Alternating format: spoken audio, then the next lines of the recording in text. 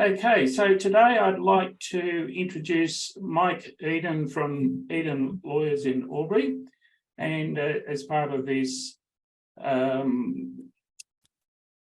business spotlight interview process. So welcome, Mike, and maybe if you could just start off, say who you are, what you do, and for how long you've been doing it for. I'm a local solicitor. I've been in Albury from late 2009, and I have an office in the Vault Lane precinct near the tax office in Mantra. I've been practicing as a sole practitioner since 1990. I was admitted as a solicitor in Sydney 1988. Have a practice on the Gold Coast as well as in Albury, and had a practice from 1990 through to 2005 in Main Beach on the Gold Coast. So since then I've been in Albury and just plying my trade. Right, okay. So, having offices in various parts of the country, does that mean that you have a team, or you just solely operate wherever you may be at that point in time? No, I have a team. The ability to work interstate these days electronically is not as easy as it sounds, but it has got easier over the years. And also working on the border. When I first started in 1990, I was on the border of Queensland and New South Wales. You had to adapt, and you have to know both jurisdictions. Working in Albury, obviously 100 metres from the border, you've got to know your Victorian stuff. So I do a lot of work, Queensland, New South Wales and Victoria. We're now doing West Australia, South Australia and the Northern Territory at the moment. So and Tasmania, Yeah, and do you have any special fields that you specialise in?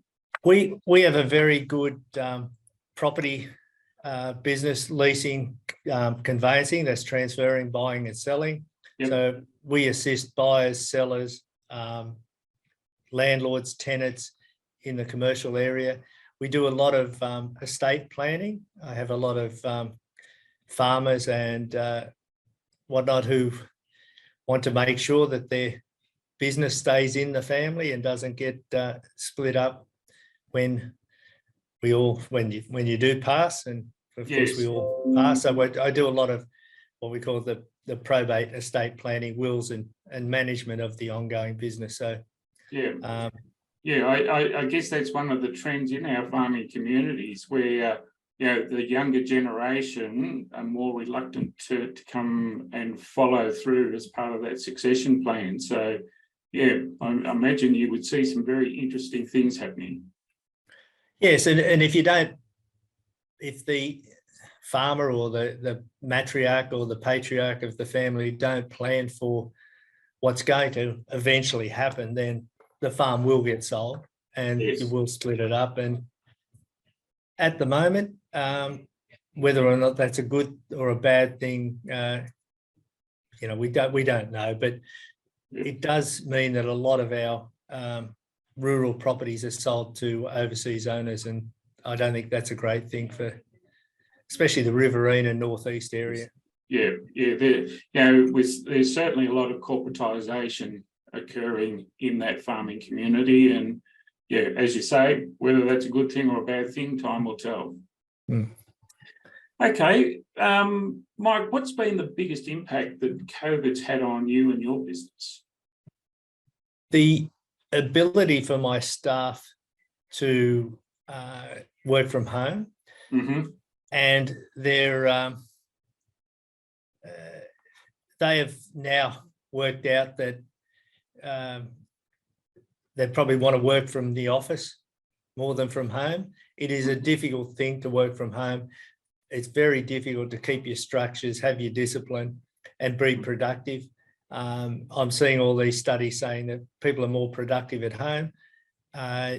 My staff, on the whole, are a bit more mature, and they feel that it getting up, getting dressed, going to work and working from an office suits them more than it does maybe some younger staff members in other businesses. Yeah. But we do have, some of our staff work 1 or 2 days a week from home just for childcare purposes as well as for study. Yeah, so certainly what I'm seeing is there's a lot more flexibility and adaptability to or a combination of thereof all of the things that you've actually spoken about. So is there any maybe 1 or 2 actions that you've taken because of the pandemic that you're going to continue to keep going in the business? There's nothing specifically that we put in place. I think we're all more aware of personal hygiene. Yep. And that's a good thing. We do keep our place immaculate, although I am doing a fit out both in my Albury office and on the Gold Coast. So we do have the hand sanitizers and everything spick and span in the office, and people tend to be a bit more careful. We don't have as many cuddles when people come in as we used to have. Yeah, for sure. Okay, so what's been your biggest learning since you've been a business owner? I believe the biggest thing I've learned, and it's come from moving from the Gold Coast to Albury, is you've got to keep things very simple. My favourite saying is, treat me like a 10-year-old, tell me exactly where you are, where you want to be, and in very clear and concise point form, what I can do to help in a perfect world. And that way we're not going to be misunderstood. I've always felt that we don't get clear and concise instructions, whether you're a tradesman, a coach, or a solicitor. If you don't know what the person is looking for as their end result, as their goal, then you're of no help to them. And the good thing about the people of Albury, Wodonga, and the Riverina and the Northeast is there's no bullshit about them, and they can sniff it out when you're trying to play them. And if you're not straight up, and they believe that you're trying to play them, you're not going to get anywhere. So I've learned you've got to be upfront, and they don't mind being told it can't be done, or this is the wrong thing for you. And I've also learned a lot that you just say no to people when you know that what they are asking is not good for you or for them. Exactly, and certainly I would agree with all of that, Mike. It's sometimes, as individuals and business owners, sometimes we need to hear the things that we don't want to hear. And so I love that saying that you've got there. Do you have any other sayings that are important to you that sort of keep you focused and on track? Well, my personal experience, I often tell people I lived on the Gold Coast in a 60 square house, drove the Porsche, had the $4,000 suits. The GFC came along, we lost everything, the bank sold everything up, and I went from living the high life to a $300 a week rental in West Albury. No one died. It's not the end of the world. And anything that I deal with is not like I'm a doctor who, if I give the wrong advice, someone's going to die. If I give the wrong advice, the worst thing that can happen in a lot of cases is you lose some money. It's not the end of the world. Solicitors, lawyers tend to be belt and braces. We don't want anyone to lose their tweeds. So we tell people this is the most conservative, but it's not our job to get in the way of a deal. So I've also learnt that where a buyer and a seller shake hands and do a deal, it is not our job to stop that deal from going ahead. We just have to advise our client what may go wrong and what we believe will go wrong if there is something outstanding. We're there to facilitate the business deal that they've done or to advise them on that sort of stuff. So, I've learnt to be able to tell people those things, and also learnt to tell people to go and get another solicitor if I don't feel I'm the right person. I used to say yes to everyone, and it doesn't work. Absolutely. And look, it's one of those things in any business that, you've got, at the end of the day, you've got to do what's best for your client. And that's so important in how you're delivering your products and your services. So, great learning, Mike. What have you learned about yourself during this business journey? That I'm a little bit more resilient than I thought I would be. I thought I would moan and groan, bitch and carry on like a pork chop if things go wrong. But I tend to be a bit more philosophical about things that do go wrong and try and learn from the mistakes that I've made. We all make mistakes. No one's perfect. And I make as many as anyone else and probably more. So that's the thing that I've learned about myself, is that you can't be too critical. You can't be too hard on yourself. But on the other hand, you've got to learn from those mistakes and acknowledge the mistakes when you make them. Yeah, absolutely. So take with all of that in mind, what advice would you give to somebody that was considering starting out in business, not so much on the business side of things, but more on the personal mindset, attitude about going into business in the first place? The main thing that is really important for me on a commercial basis is, remember, you're not doing it for practice. You're not a charity, and people do not appreciate or value free work. I always gave and always have given a lot of free advice. That advice took me years and years to learn, and for that person to find it and get that advice would cost them wherever they went. And giving it away, they don't appreciate it, one, and they don't value it either. So don't give your time away or your product. Everyone's got a product, whether it's time. I mean, we've only got our time to sell. Other people have products. Unless it's for marketing purposes. And, I do wills, for example. If you do a simple mum and dad will, we do it for under cost. I call it my dollar mangoes. Yep.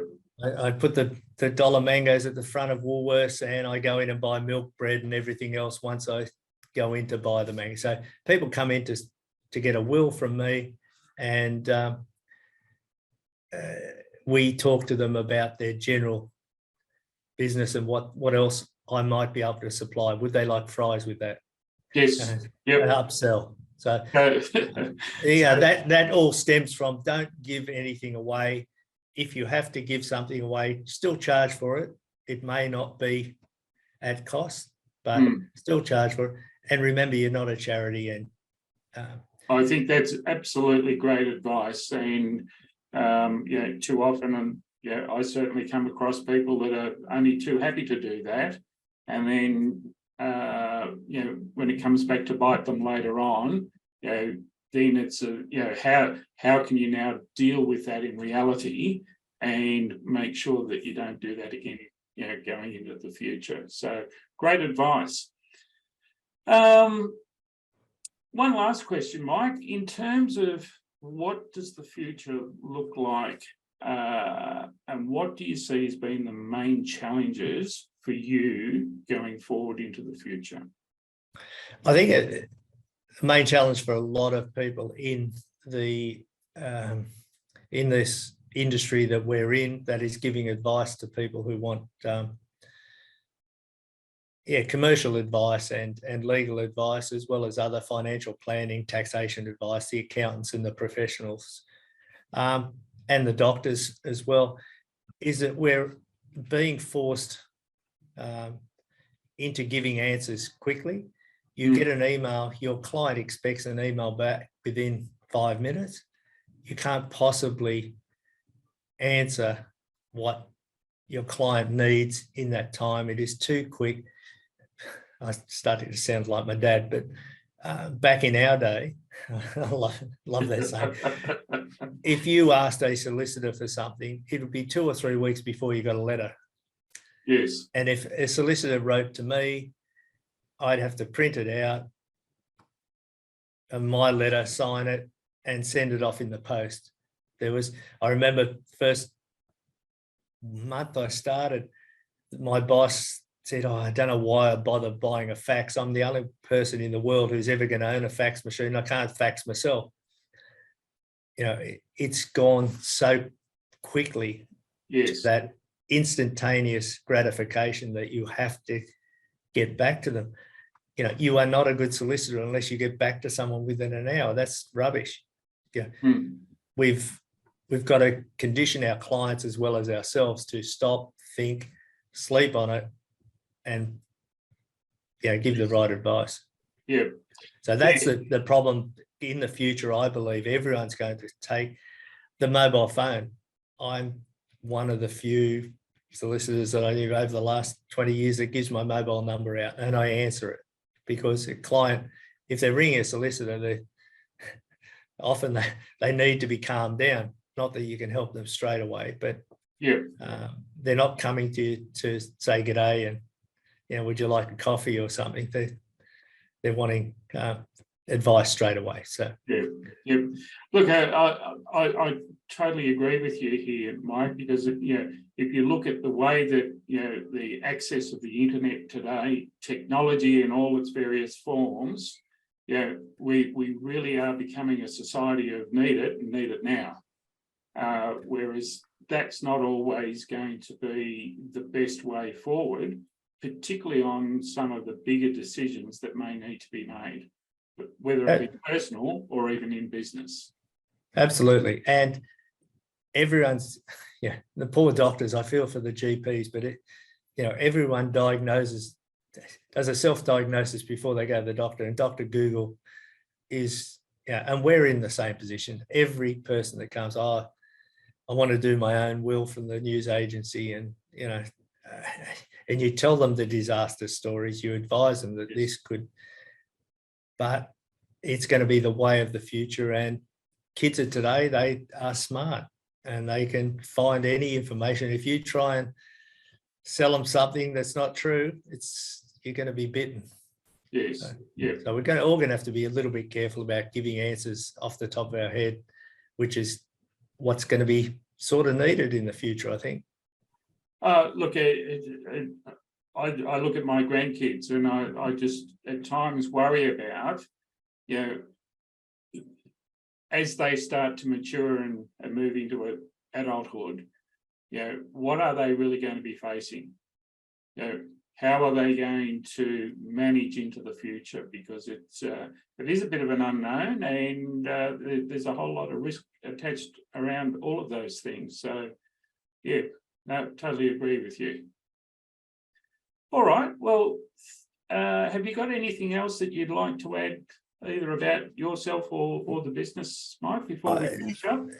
Well, the other thing that I try and get across to clients is that we're all living way too long. Our body, brain, and every other part of us is falling apart before we die.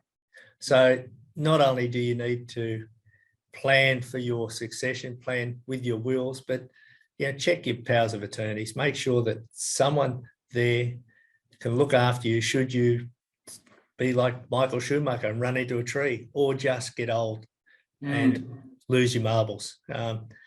It's happening more and more. We're all getting older. We're all trying to work longer. and work harder, but have someone that you trust to be able to look after your affairs should you get hit by a bus, because you get hit by a bus, you probably won't die. You will be kept alive. Yes. And it's difficult for those around you.